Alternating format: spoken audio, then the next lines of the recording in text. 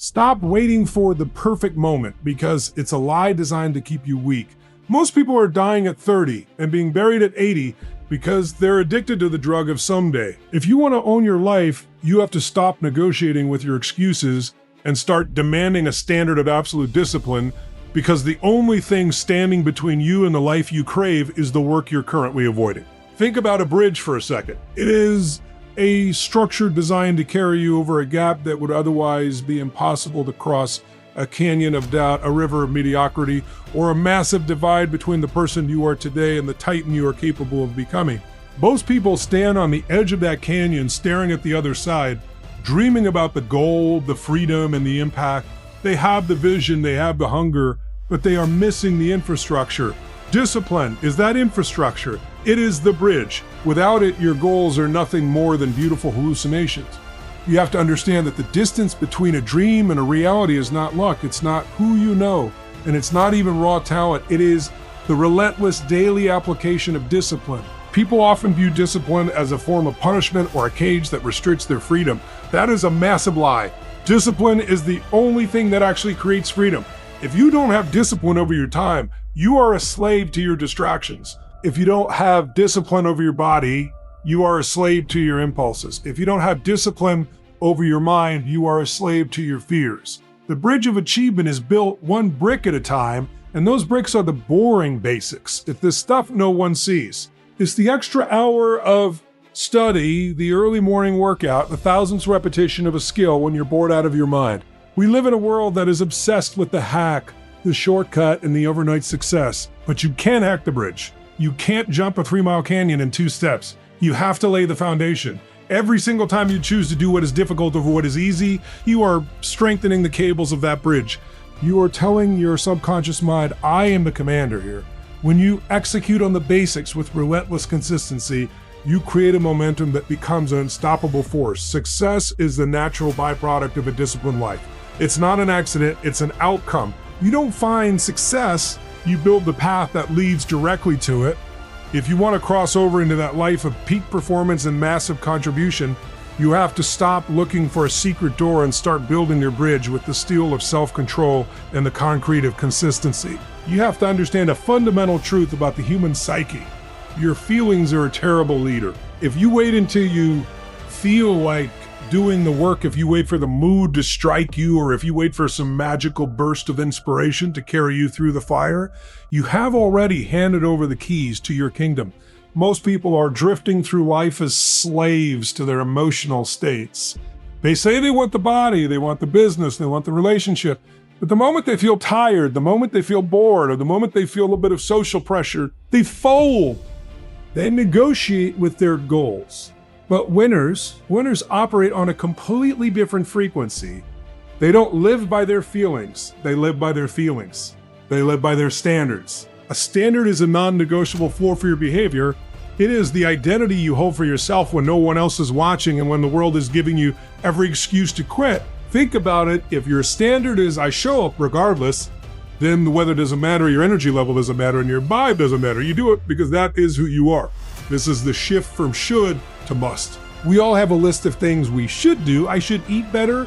I should lead my team better. I should invest more, but people don't do their shoulds, they do their musts. When you raise your standards, you change your life, you stop asking, how do I feel today? And you start asking, what is required of me today? Discipline is the bridge, but standards are the fuel that keeps you crossing it. You have to train your brain to recognize that your emotions are just weather. They change every 5 minutes, but your commitments are the rock. If you only work when you're motivated, you're an amateur. Professionals show up and deliver results even when they feel like crawling back into bed. Success is a result of the things you do when you don't want to do them. It is the decision to execute when you're angry, when you're sad, or when you're completely exhausted. That is where the growth happens. That is where the gap between the elite and the average is created. When you start honoring your standards over your temporary emotional fluctuations, you develop a level of self-respect that is bulletproof. You begin to trust yourself because you know that your word to yourself is law. You aren't checking the emotional thermometer to see if you can handle the heat. You are setting the thermostat for the entire room. You decide the temperature. You decide the pace. You decide the outcome by refusing to let a fleeting feeling dictate a permanent destiny. Your life right now, in this very second, is nothing more than a physical manifestation of the rituals you have practiced for the last decade. It's not about the one-time heroics or the giant leap you took 3 years ago. It's about the quiet, repetitive, almost invisible patterns that govern your nervous system.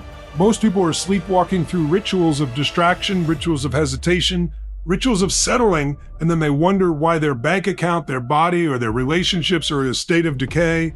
If you want to change your results, you have to stop obsessing over the finish line and start obsessing over the blueprint of your daily existence. Discipline is not a one-time event. It is the habit of keeping the promises you made to yourself when you were in a peak state. It is the ritual of the must. When you turn a behavior into a ritual, you take the friction out of the process. You don't have to think about it, you don't have to debate it, and you certainly don't have to get motivated for it. It becomes as automatic as breathing. Think about the power of a ritual. It is the psychological anchor that tells your brain, this is who I am, and this is what I do. When you establish a morning ritual of movement, of gratitude, and of deep focus, you aren't just doing tasks, you are priming your psychology for victory. You're conditioning your mind to expect success.